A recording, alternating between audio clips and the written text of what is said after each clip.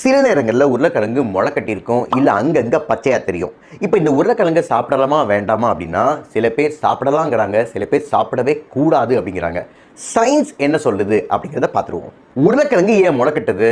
அது அறுவடை செஞ்சதுக்கப்புறம் டார்மன்சி பீரியடில் இருக்கும், அது ரெஸ்ட் பீரியடில் இருக்கும். அதுக்கப்புறம் ஜிப்ரலின் அப்படிங்கிற ஹார்மோன் அதில் அதிகமாக முளைக்கட்ட ஆரம்பிக்கும்.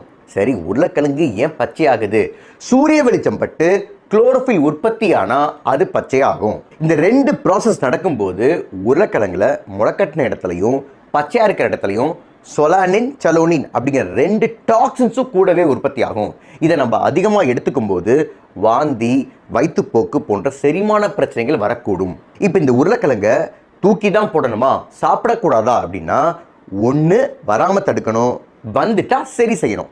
எப்படி வராமல் தடுக்கிறது? உருளைக்கிழங்கை அதிக நாள் ஸ்டோர் பண்ணக்கூடாது.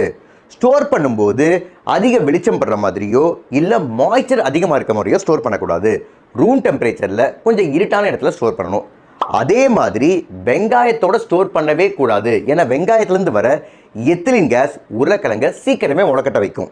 வந்துட்டா 1-2 இடங்கள்ல இருந்தது அப்படின்னா தோலை நல்லா சீவிட்டு எங்கே முளைக்கட்டி இருக்கோ அங்கே நல்லா டீப்பாக கட் பண்ணி எடுத்துட்டு மீதி உருளைக்கிழங்கை சமைக்கலாம். நிறையா இடங்கள்ல இருந்தது அப்படின்னா அந்த உருளைக்கிழங்கே தூக்கி போடுறது நல்லது. சமைச்சா போயிடாதா அப்படின்னா